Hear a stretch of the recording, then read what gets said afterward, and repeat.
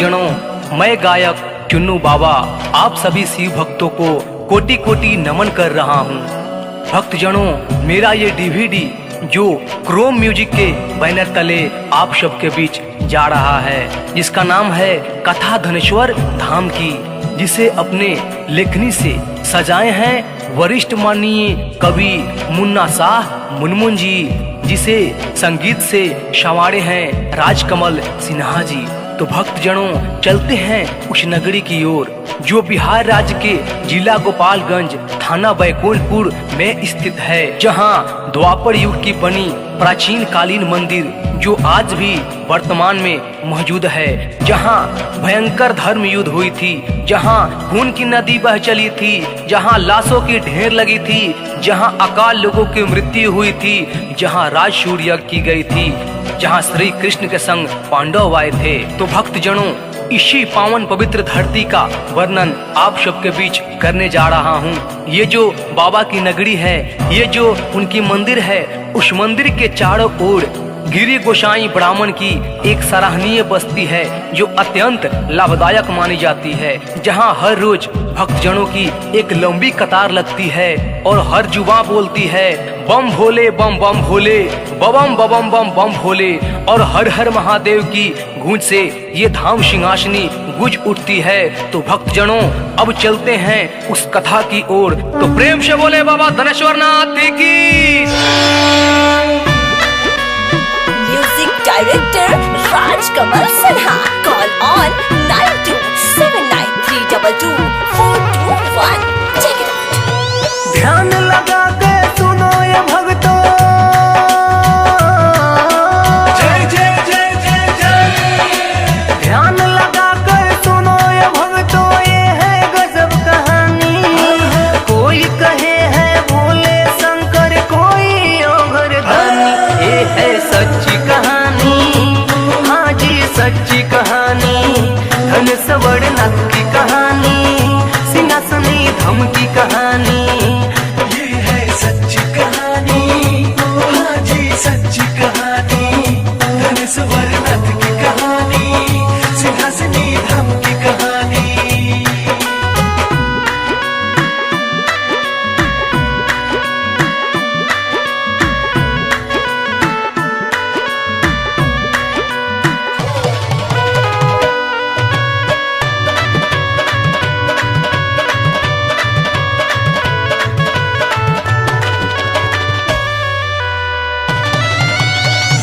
गोपालगंज की ये कहानी, जहाँ सिंहासनी गाँव, धनेश्वर नाथ का धाम वहीं, जहाँ बड़ पीपल का छाँव।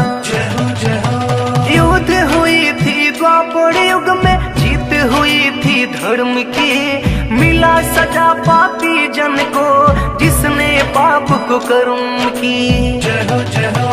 हस्तिनापुर में हुई लड़ाई, पांडव और कौरव के बीच, अकाल मृत्यु हुई लोगों की, था दुर्योधन पापिनी। खून की नदी बही जहाँ पे वह कुरुक्षेत्र कहलाया, हुई लड़ाई भाई भाई में, सबका दिल दहलाया। धर्म युद्ध थी हुई भयंकर, महाभारत कहलाया। जैसा कर्म किया था जिसने, वह वैसा फल पाया। धनेश्वर नाथ की महिमा भक्तों, जय जय जय जय जय। धनेश्वर नाथ की महिमा भक्तों, गाये ऋषि मुनि ज्ञानी। ये है सच्ची कहानी, हाँ जी सच्ची कहानी। धनेश्वर नाथ की कहानी, सिंहासनी धाम की कहानी। ये है सच्ची कहानी, हाँ जी सच्ची कहानी। धनेश्वर नाथ की कहानी, सिंहासनी धाम की कहानी।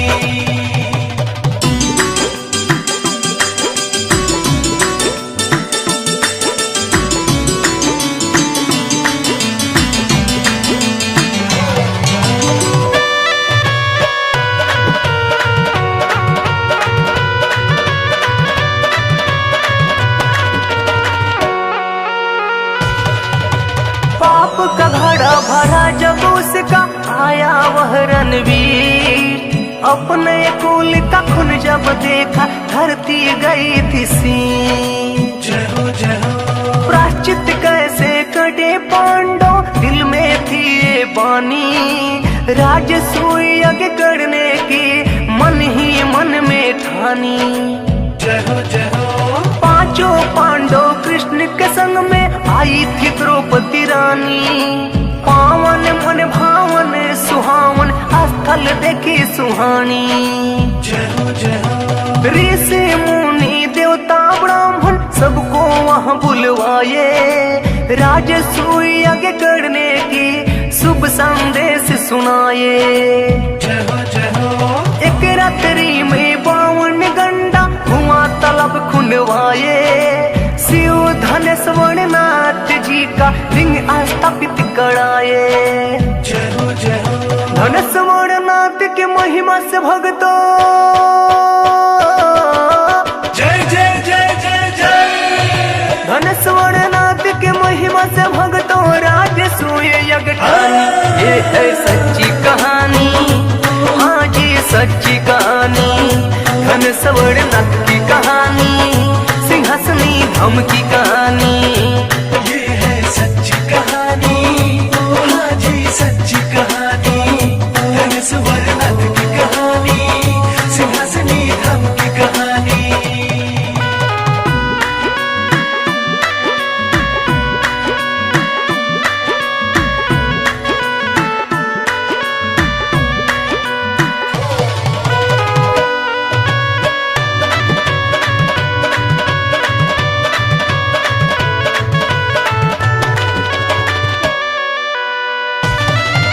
सिंहासनी भवानी को पूजन है तू बुलवाए, धनेश्वर शिव शक्ति द्वारा यज्ञ प्रारंभ कराए। 1.25 लाख ब्राह्मणों को शुद्ध भोजन करवाए, 1.25 लाख गैया दान कर ब्राह्मण को दिलवाए। दया हुई धनेश्वर के यज्ञ में अन्न धन पूर्ण रहा, घी दूध दही का पोखर ये सब तो परिपूर्ण रहा। राजसूय यज्ञ सुफल है तो शर्त रखा गया भारी, अपने आप घंटा बजगा आश्चर्य की बात थी न्यारी। जब घंटा नहीं बज पाया तो जांच पड़ताल हुआ जारी, घंटा क्यों नहीं बज पाया वक्त का हुआ इंतजारी। धनेश्वर नाथ के महिमा से भक्तों जय जय जय जय जय। धनेश्वर नाथ के महिमा से भक्तों बढ़ी सबकी परेशानी। ये है सच्ची कहानी, हाँ जी सच्ची कहानी, धनेश्वर नाथ की कहानी, सिंहासनी धम की कहानी। ये है सच्ची कहानी, हाँ जी सच्ची कहानी, धनेश्वर नाथ की कहानी, सिंहासनी धम की कहानी।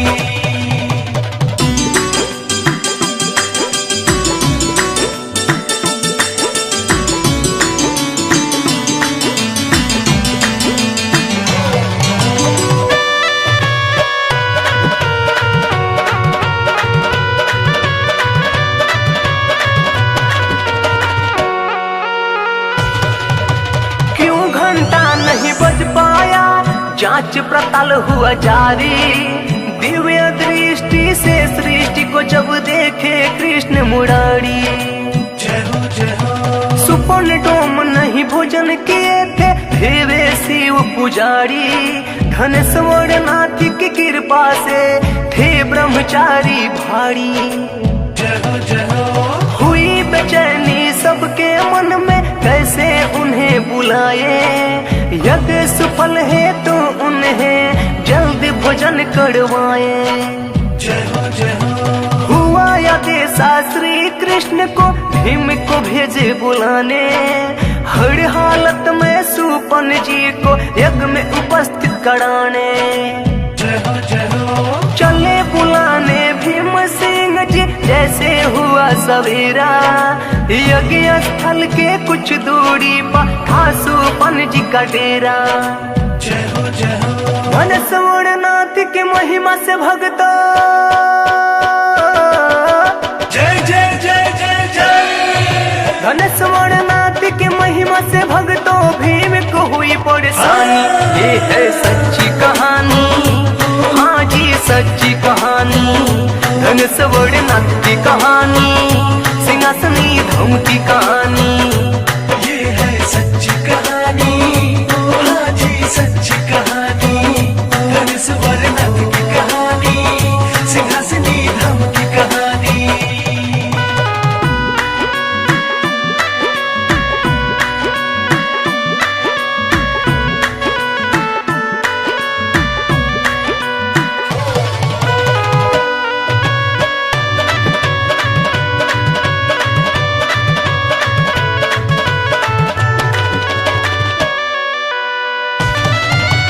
भीम ने अपने बात कही, समझ सौभाग्य का फेरा।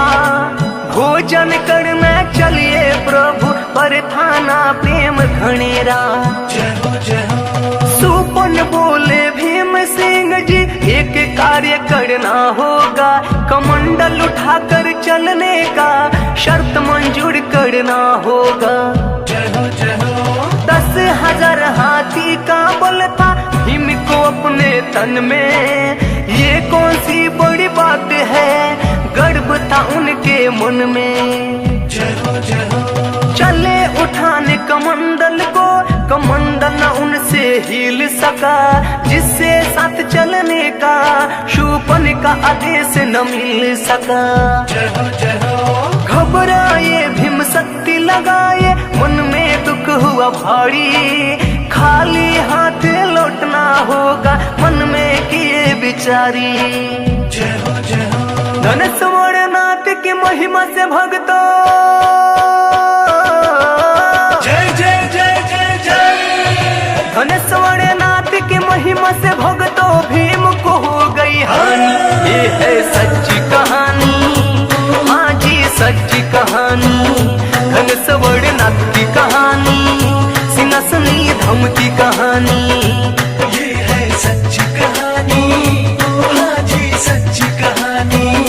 धनस्वरनाथ की कहानी, सिंहासनी धम की कहानी।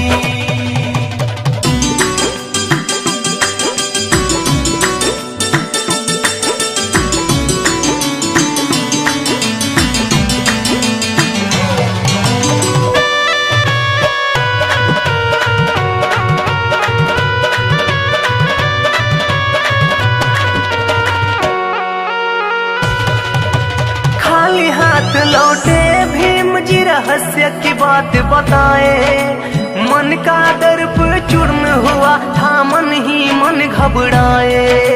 जय हो जय हो। श्री कृष्ण जी समझ गए थे संत सुपन की शक्ति को। भेज बुलाने द्रौपदी को, क्षमा दया दिख भक्ति को। जय हो जय हो। सुपन भक्त के डेरे पर द्रौपदी चली बुलाने। विनय पूर्व हाथ जोड़ कर बोली, प्रभु चलिए खाना खाने। जय हो जय हो। सुपन बोले द्रौपदी को, शर्त एक मंजूर करो। तभी चलेंगे भोजन करने, प्राण पूर्ण जरूर करो। जय हो जय हो। द्रौपदी बोली, हे संत मुनिवर कहिए जो कुछ कहना है। आपका शर्त मंजूर मुझे है, सत्य वचन पे रहना है। जय हो जय हो। धनस्वरनाथ की महिमा भगतो, जय जय जय जय जय। धनस्वरनाथ की महिमा भगतो, द्रौपदी थी पहचानी। ये है सच्ची कहानी, हाँ जी सच्ची कहानी। धनस्वरनाथ की कहानी, सिंहासनी धम की कहानी। ये है सच्ची कहानी, हाँ जी सच्ची कहानी। धनस्वरनाथ की कहानी, सिंहासनी धम की कहानी।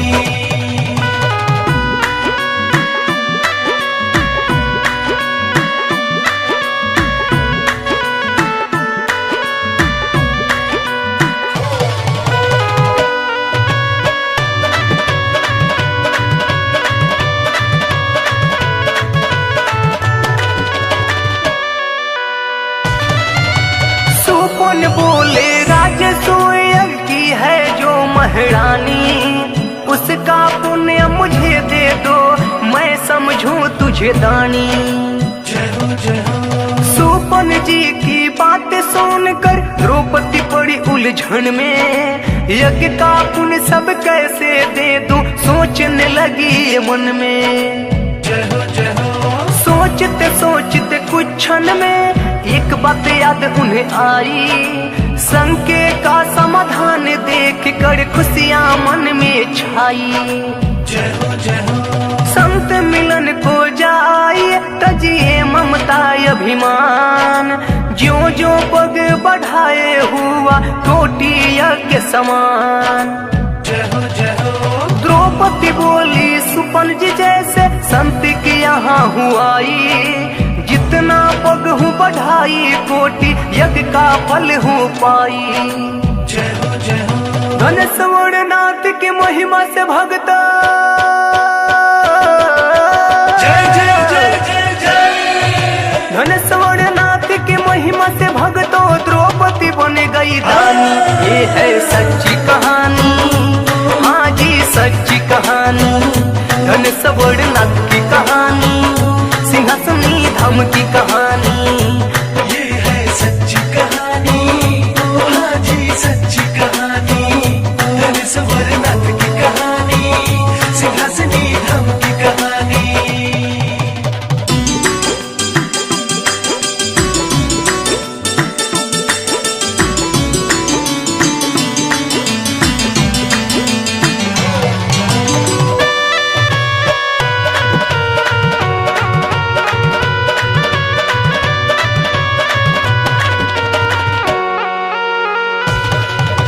सुपन जी को भोजन कराना मेरा खुद का कर्ज है, एक यज्ञ का फल देने में मेरा अब क्या हर्ज है।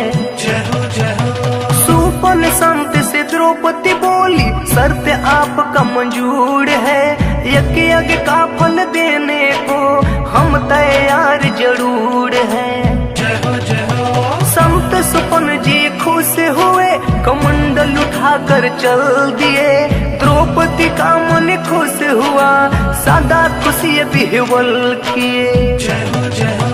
मन भावन पावन आसनी बिछाकर उन्हें बैठाया गया, 12 बीजन भोजन परोस सुपन जी हेतु लाया गया।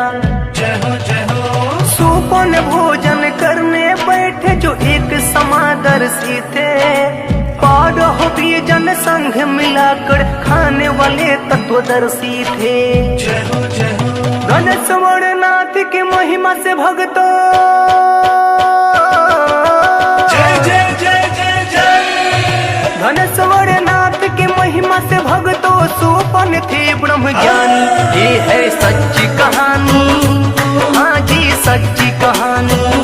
घन स्वरनाथ की कहानी, सिंहासनी धाम की कहानी। ये है सच्ची कहानी, हाँ जी सच्ची कहानी। धन स्वरनाथ की कहानी, सिंहासनी धाम की कहानी।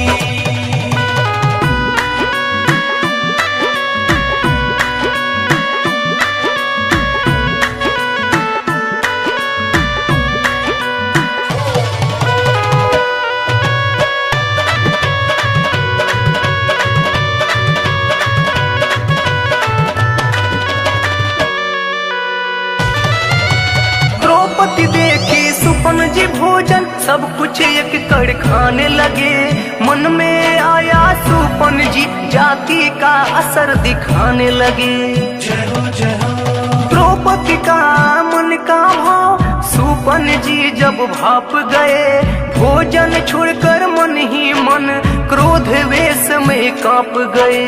जय हो जय हो। यह घटना देख श्री कृष्ण जी सोचे बहुत अनिष्ट हुआ, सुपन जी के प्रति द्रौपदी का व्यवहार अशिष्ट हुआ। जय हो जय हो। कृष्ण समझाए सुपन जी को तब जाके क्रोध शांत हुआ, भोजन के ये सब ठीक हुआ, जो था विभेद सब शांत हुआ। जय हो जय हो। घंटा बजा यज्ञ सफल हुआ, देवों ने उन्हें बधाई दी, पुष्प की वर्षा हुई अंबर से जय जय ध्वनि सुनाई दी। जय हो जय हो धनेश्वर नाथ की महिमा भक्तो जय जय जय जय जय धनेश्वर नाथ की महिमा भक्तो था कृष्ण के मुख जुबानी। ये है सच्ची कहानी, हाँ जी सच्ची कहानी, धनेश्वर नाथ की कहानी, सिंहासनी धाम की कहानी। ये है सच्ची कहानी, हाँ जी सच्ची कहानी, धनेश्वर नाथ की कहानी, सिंहासनी धाम की कहानी।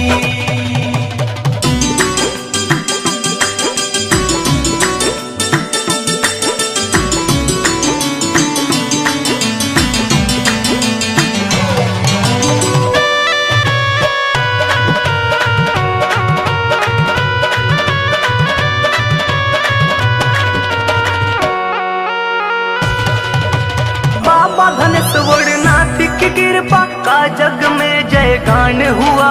माँ सिंहासनी देवी का पूजन अर्चन समान हुआ। जय हो जय हो शिव भक्तों की मनोकामना सदा यहाँ पूर्ण होता है। जल अभिषेक कर शिव भक्त मन का कुल से सब धोता है। जय हो जय हो धनेश्वर नाथ की महिमा जग में भक्त है तू है निराली। इच्छा पूर्ण भक्तों का करते कोई दर से न जाता खाली। जय हो जय हो शिवरात्रि का जल अभिषेक होता है ये लाभकारी। श्रावण मास का जल अभिषेक है भक्त है तू पुण्य प्यारी। जय हो मुन्ना मुन मुन धनेश्वर महिमा जन सूत्री सुन लिख पाए।